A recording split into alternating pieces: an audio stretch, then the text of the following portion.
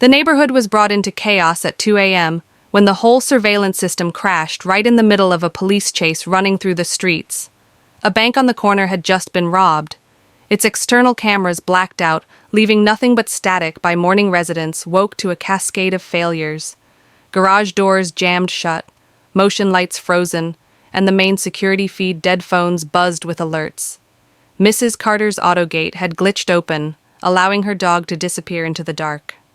Mr. Nguyen's sprinklers sprayed 3 hours consecutively. Meanwhile, HOA President Lisa was uploading selfies on social media, smiling in front of my roof as if she'd just repelled a Martian attack. What she'd really done was applied taupe latex paint to my solar panels, unaware that those panels supplied the grid keeping the neighborhood secure. Her status: enhancing our community's charm, ho-hos. I was jolted, awakened by the frantic beeping of my backup system, shouting that all primary lines had crashed.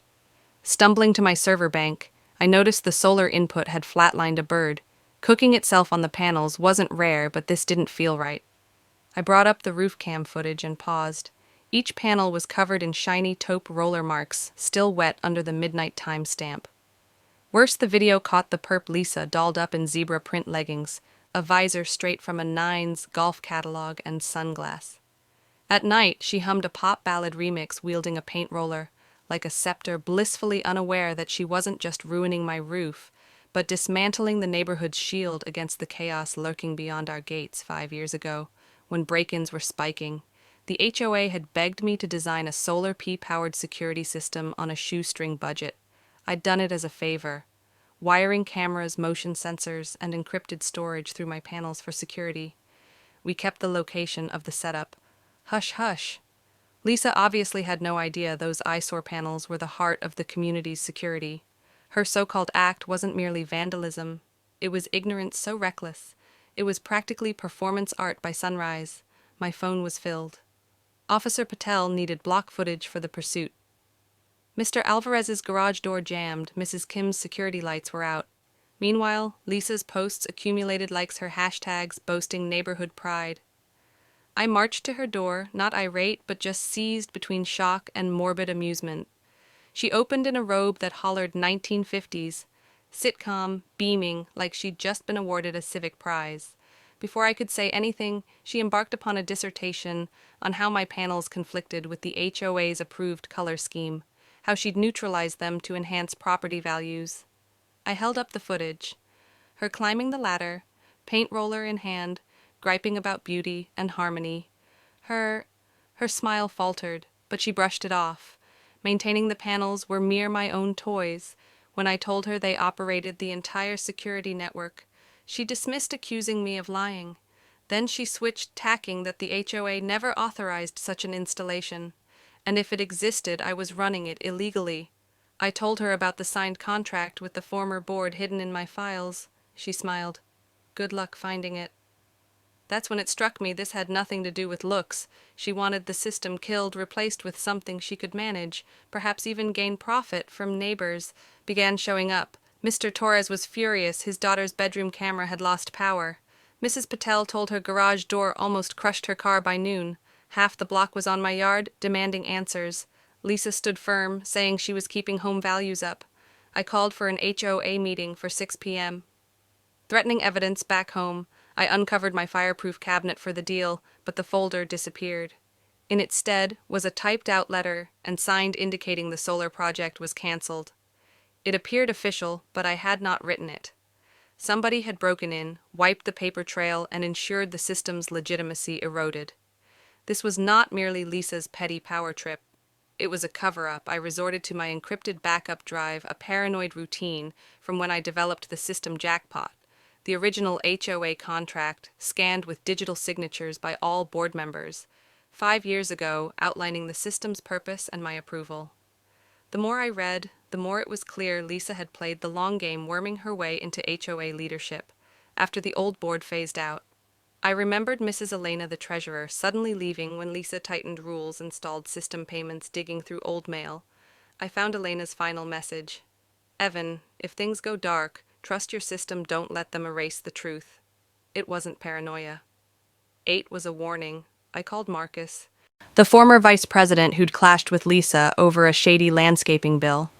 He wasn't surprised about the panels revealing Lisa had campaigned against the system, claiming visible cameras made the neighborhood feel like a prison. Her logic: remove security to fake peace.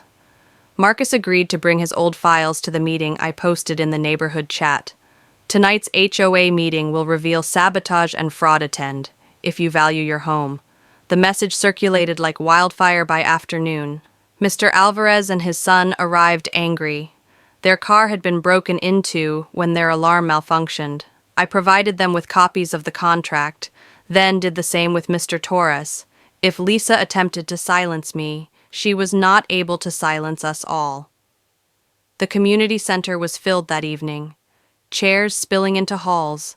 Lisa strutted in, late holding a binder and sporting a blazer that yelled authority. Her slideshow flaunted beautification attempts leading up to a shot of my taupe panels. Her posing like a conquering hero, she referred to them as unauthorized installations bringing neighborhood stress.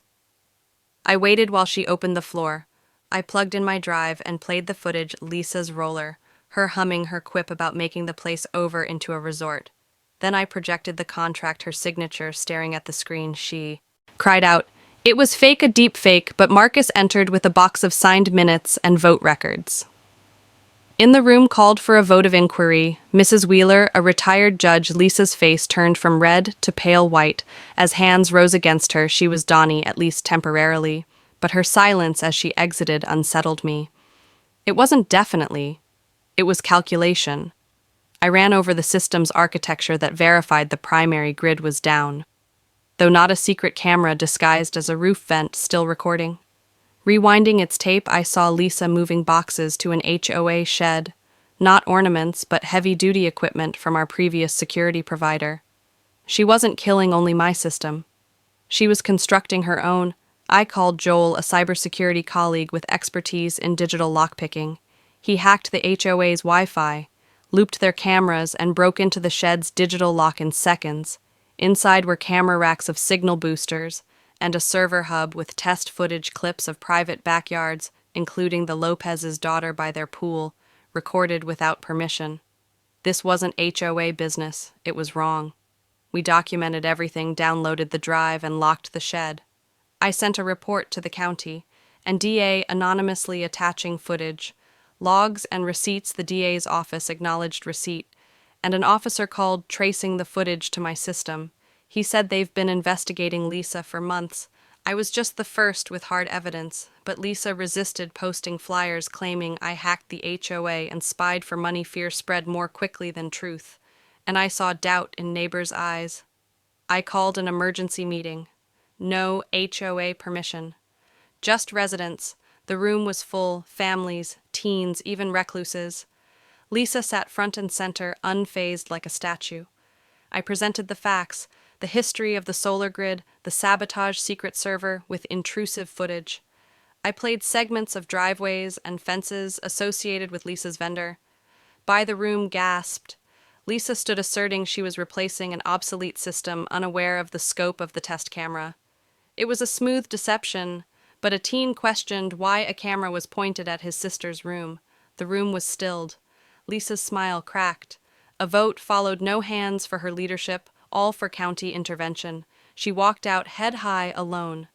Then I found her last move, a secret camera in my office, time-stamped, prior to meeting, emailed anonymously. She'd been spying on me.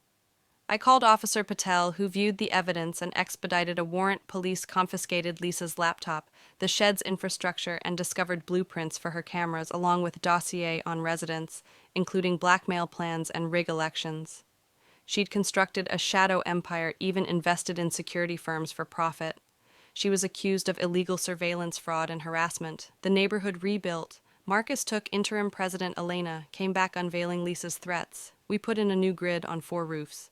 Transparent and governed by a shifting committee, the Lopezes supported a legal organization to inform HOAs about privacy laws. I lay low, a watchdog, not a leader. Weeks later, a letter came with a flash drive detailing HOA leaders and security companies in a wider control scheme. Lisa wasn't alone. I passed it on the DA, knowing the battle wasn't yet won. But as children rode about on scooters and neighbors greeted the neighborhood, took a breath again. Justice wasn't sirens or gavels. It was us saying no more, backed by solar grid and long memory.